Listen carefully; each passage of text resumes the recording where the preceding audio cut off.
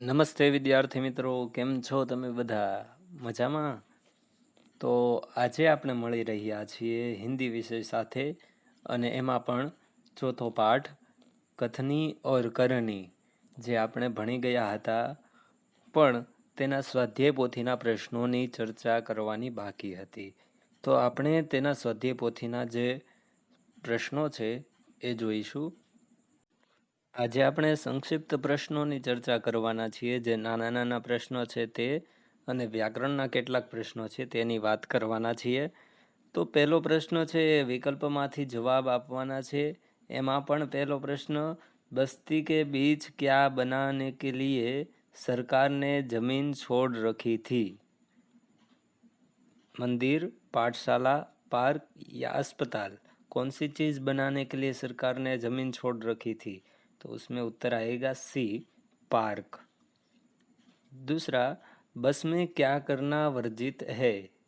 वर्जित यानी मना है, तो बस में क्या करना वर्जित है? सोना, हंसना, बात करना या धूम्रपान करना? तो उसमें उत्तर आएगा धूम्रपान करना। तीसरा प्रश्न है, मनुष्य स्वयं को क्या समझता है? दयालु, प्रेम का सागर, बुद्धिमान या गुणों की खान? तो उसमें उत्तर आएगा गुणों की खान। मनुष्य अपने आप को गुणों की खान समझता है। चौथा प्रश्न है, मकान का कितने महीने का किराया बाकी था? यह बराबर याद करना है, क्योंकि महीने आगे पीछे हो जाएंगे। 3, 4, 5 या 6? तो उसका सही उत्तर है 4। 4 महीने का किराया बाकी था। पांचवा प्रश्न, हमारी कथनी और करनी कैसी होनी चाहिए? समान, असमान, ऊंची या योग्य? तो हमारी कथनी और करनी समान होनी चाहिए। छठा प्रश्न, मोहल्ले के लोग कब पार्क में टहलने आते थे? सुबह, सुबह शाम, शाम या दोपहर?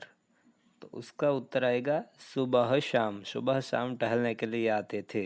सातवां प्रश्न,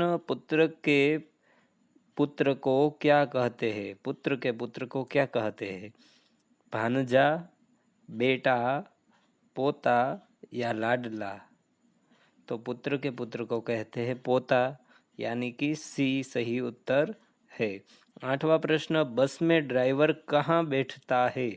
पार्लर में, सैलून में, कैबिन में, बोगी में? क्या कहते हैं उसको? तो हम जहाँ ड्राइवर बैठता है उसको कैबिन कहते हैं। उत्तर आएगा सी। आखिरी प्रश्न, बिजली का बिल जमा कराने गए सज्जन का पोता कितने वर्ष का था? 5, 6, 7 या 8? तो उसका पोता था 8 साल का। तो उत्तर आएगा डी। दूसरा प्रश्न है, सही विकल्प चुनकर वाक्य पूर्ति कीजिए। तो यहाँ पे 3 वाक्य दिए गए, उसमें से एक वाक्य जो सही है वह पसंद करना है। पहला प्रश्न है, पार्क में लोगों के आने जाने से सज्जन को लगा कि लोग इस पर कब्जा कर लेंगे, लोग हरियाली नष्ट कर देंगे, लोग फूलों को तोड़कर ले जाएंगे। इसमें से क्या लगा था उसको? तो उसको लगा था कि लोग फूलों को तोड़कर ले जाएंगे। दूसरा प्रश्न, एक सज्जन ने अपने पोते को सिखाया था कि हमें कोई काम गलत ढंग से नहीं करना चाहिए, अपना काम किसी भी तरीके से करना चाहिए, या अपने काम से पहले दूसरों का काम करना चाहिए। क्या सिखाया था? 3 में से कौन सा आएगा? पहला आएगा कि हमें कोई काम गलत ढंग से नहीं करना चाहिए, ऐसा एक सज्जन ने सिखाया था। तो यहाँ पे 2 प्रश्नों की चर्चा कर ली हमने। आगे देखते हैं। प्रश्न 3, रिक्त स्थानों की पूर्ति कीजिए। खाली जगह पूर्णी है। मैं पूर्ण वाक्य बोल जाता हूँ, आपको यदि ज़रूरत पड़े तभी इसमें देखना है, वरना आप तो पाठ पढ़ गए हो, तो फिर पढ़ लिया है इसलिए आपको आना चाहिए, ठीक है। तो देखते हैं, मनुष्य को अपने गुणों का अभिमान होता है। दूसरा वाक्य, कंडक्टर ड्राइवर के केबिन में जाकर सिगरेट पीने लगा। यहाँ पे सिगारेट लिखना है, ठीक है, सिगारेट ध्यान से देख लेना। तीसरा, ईश्वर ने मनुष्य को अन्य प्राणियों से श्रेष्ठ बनाया है। चौथा, बरसात के मौसम में सज्जन को फूलों के पौधे लगाने की सूझी। पांचवा प्रश्न, कई लोग आदर्श की बातें करते हैं पर उन्हें अपनाते नहीं। छठा, बसों में लिखा होता है धूम्रपान करना वर्जित है। सातवां वाक्य, बच्चे की बात सुनकर मकान मालिक हंसने लगे। आठवां वाक्य, लोगों ने तख्ती लगाने वाले सज्जन को ही फूल तोड़ते देखा। प्रश्न 4, निम्नलिखित प्रश्नों के उत्तर एक एक वाक्य में लिखिए। पहला प्रश्न है, फूल सबको अच्छे क्यों लगते हैं, उसका कारण क्या है? तो उत्तर आएगा, फूल दिखने में सुंदर, यह पहला कारण कि दिखने में सुंदर होते हैं। और दूसरा कारण है खुशबूदार होते हैं, इसलिए फूल सबको अच्छे लगते हैं। फिर से दोहराता हूँ, फूल दिखने में सुंदर और खुशबूदार होते हैं, इसलिए फूल सबको अच्छे लगते हैं। दूसरा प्रश्न है, पार्क में कौन सी तख्ती लगी थी? उत्तर आप सभी को पता है कि पार्क में यह तख्ती लगी थी, फूल तोड़ना मना है। तीसरा प्रश्न, बस में क्या सूचना लिखी जाती है? बस में यह सूचना लिखी जाती है कि धूम्रपान करना मना है। चौथा प्रश्न, पोता और दादा कहाँ जा रहे थे? पोता और दादा बिजली का बिल जमा कराने के लिए जा रहे थे। हमारे घर भी आता है बिजली का बिल, तो हम भी जमा कराने के लिए जाते हैं। तो फिर इसी तरह दादा और पोता जा रहे थे। पांचवा प्रश्न, पोते ने दादाजी से बार बार क्या कहा? देखिए यहाँ उत्तर नहीं है, गलत, बिल्कुल गलत, दूसरे प्रश्न का उत्तर दे दिया है। लेकिन सही उत्तर यह आएगा कि पोते ने दादाजी से बार बार लाइन में खड़े होने के लिए कहा। छठा प्रश्न, कंडक्टर ने यात्री को क्या करने से मना किया? कंडक्टर ने यात्री को बस में बीड़ी पीने से मना किया। सातवां प्रश्न, जगत में सम्मान किससे मिलता है? उत्तर, जिसकी कथनी और करनी समान होती है उसे जगत में सम्मान मिलता है। कथनी और करनी में समानता होनी अति आवश्यक है, तभी उसे सम्मान मिलेगा। अब आगे देखते हैं, पांचवा, छठा और सातवां जो प्रश्न है वो आपको अपने आप लिखने हैं। अगर आपको कोई दिक्कत आती है तो थोड़े समय के बाद मैं पूरी PDF फाइल तैयार करके आपको देने वाला हूँ, तभी आप लिख लेना। अब है आठवां प्रश्न, जो उचित जोड़ मिलाइए।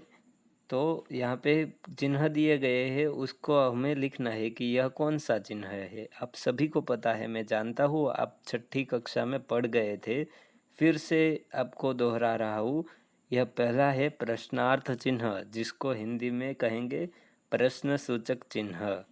दूसरा है पूर्ण विराम, तो उसको हिंदी में भी पूर्ण विराम कहते हैं। तीसरा है आश्चर्य चिन्ह या उद्गार चिन्ह, तो यहाँ पे उद्गार चिन्ह या विस्मय चिन्ह दो में से एक कह सकते हैं। फिर चौथा अल्प विराम, यह आप सभी जानते हैं। फिर अगला प्रश्न है, निम्नलिखित मुहावरों के अर्थ लिखकर वाक्य में प्रयोग कीजिए। मुहावरा है गुणों की खान होना, यानी कि बहुत गुणी होना।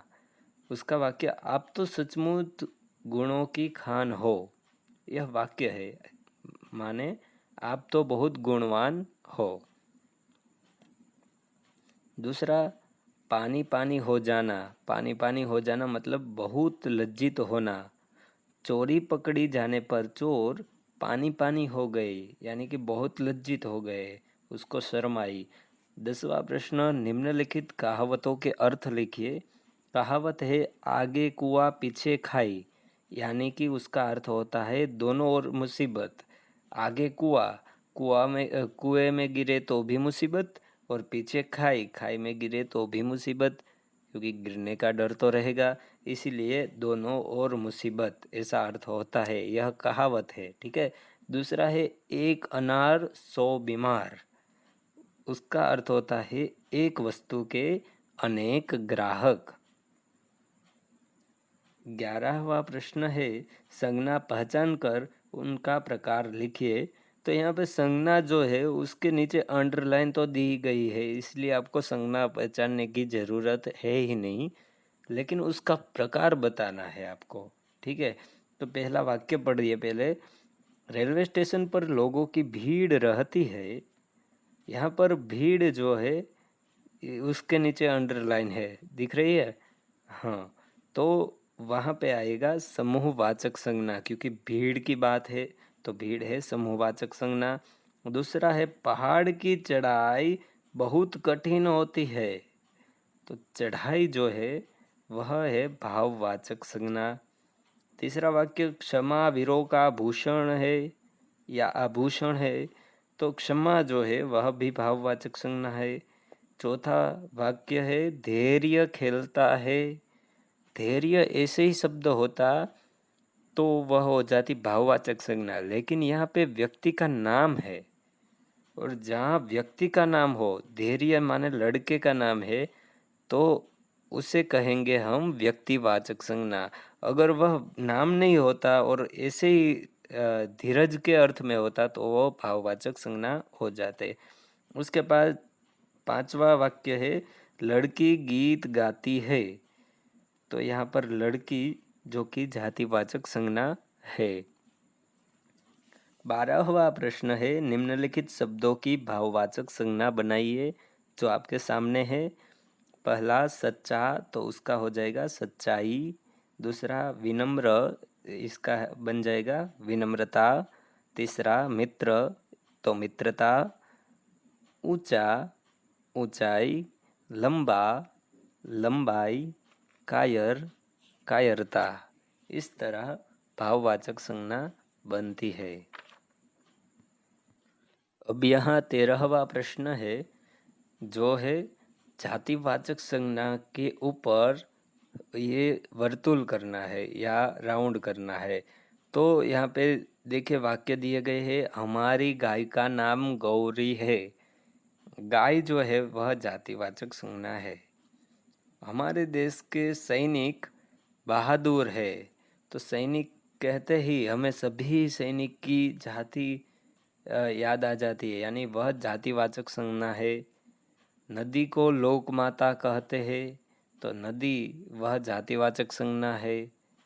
कुत्ता वफादार प्राणी है, तो कुत्ते की जाति आ गई बुरी, तो वह जातिवाचक संज्ञा है।